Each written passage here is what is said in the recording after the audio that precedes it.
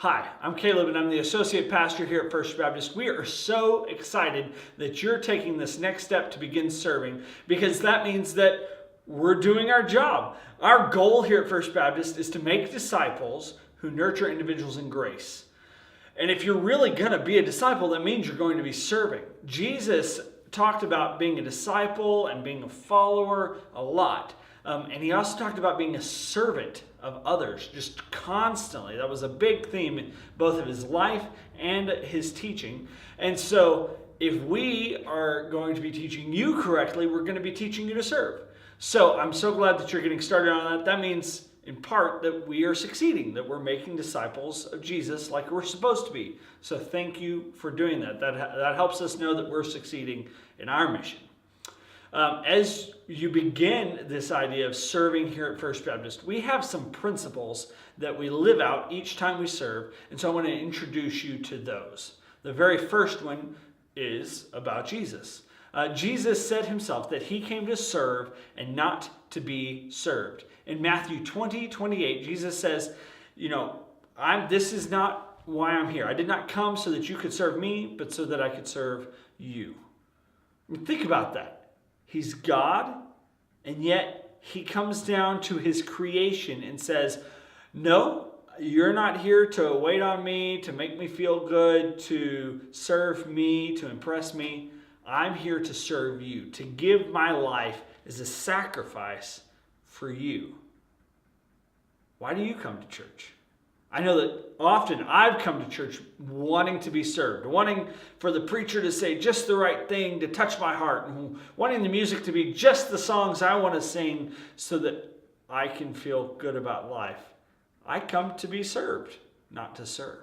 And that's an attitude I've had to work hard to try to destroy and get rid of in my life. And I hope that you now will begin doing that in your life so that you, as you come here to serve at First Baptist with us, joining in on the mission of making disciples and nurturing individuals in grace, I hope that you too will put away everything that has anything to do with you being served.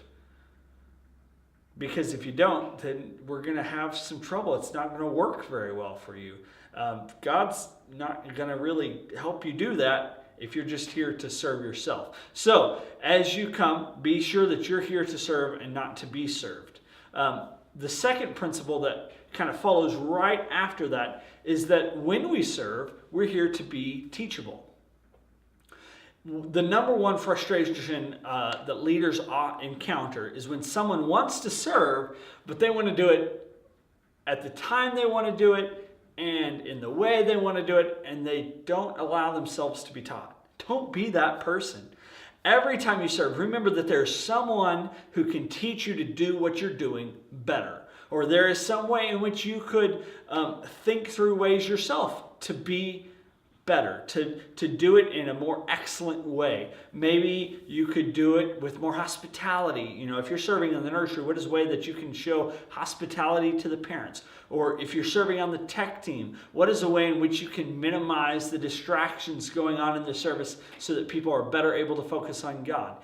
Every time you serve, you want to be thinking, how can I do my very best for God? How can I give him my all? Don't show up thinking, I'm here to save the day. Because the truth is, God doesn't need you. God will accomplish his purpose with or without you. But with you, you get to be blessed in that service. Without you, you miss the blessing. So I hope that you're here to serve with us like Jesus did. Now, there are three ways you need to know how to cheer people on. The first is we are all responsible for saying thank you to each other. All the time. It's our job to notice when people are serving and to thank them for their service. Thank them for getting coffee out. Thank them for how they're treating the children. Thank them for how they're welcoming people in your small group. Thank people all the time. Every occasion you get the chance to, be sure to thank people. The second way in which we affirm people is when there's more of a team atmosphere or a group where you can bring people around to affirm somebody. If you notice they're doing something really great, they're doing above and beyond, we get together and we give them a seal of approval. So here's what this would look like. You would say, hey, let's give Joe a seal of approval because he is being really humble. Well, maybe not humble, but something more concrete usually.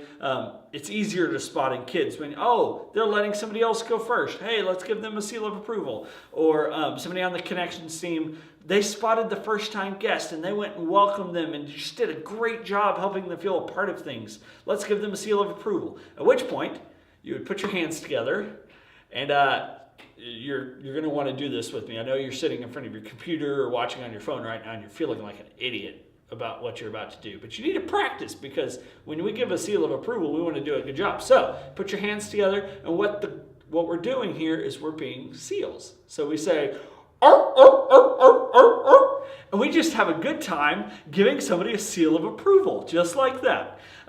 That's for things that are good, when people are serving well with a great attitude. But what about when somebody just blows your mind with how well they're doing? That's when they get the third way that we affirm people here at First Baptist. That's when they get a hip, hip, hooray. Those are the big deal. They're bigger than seals of approval. They're bigger than thank yous. They're the best. And the way that we do that, we just do this.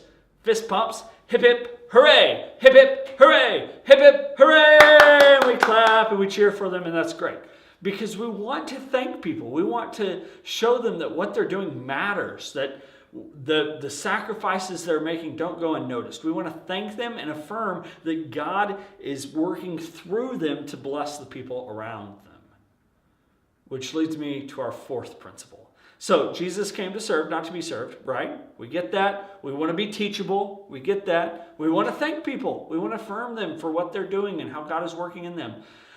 But the fourth thing that we always want to do is we want to remember that when we aren't thanked, when we aren't noticed, that is the point where we get to have a heart check and figure out if we're doing this so that we'll be thanked, or if we're doing this in response to what God has done for us. So those times when you show up early and you stay late and you clean the poopiest diaper you've ever seen and you change all the batteries in the tech department, or you get the slides just right, nobody even acknowledges that you were alive today, because we'll mess up. We'll forget to thank you, I'm sure, many times. It's in those moments when we all should stop and think, who am I doing this for? Am I doing this so that I'll get thanked? Am I doing this so that I'll make myself feel better? Or am I doing this out of love and service to the God who sent Jesus to die on the cross in my place? Why am I doing this? Jesus said, don't try to be the greatest. Become the servant of all. And then God will lift you up in due time. And that due time may be heaven. You may not get any sort of rewards until heaven.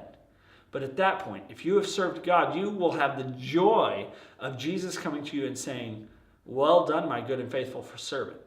And those are the words. That's the affirmation we all should aim for. Yes, we encourage each other as best we can, as often as we can, with as much excitement as we can. But when we forget to encourage each other, that's when we check our hearts and see who we're really, really serving.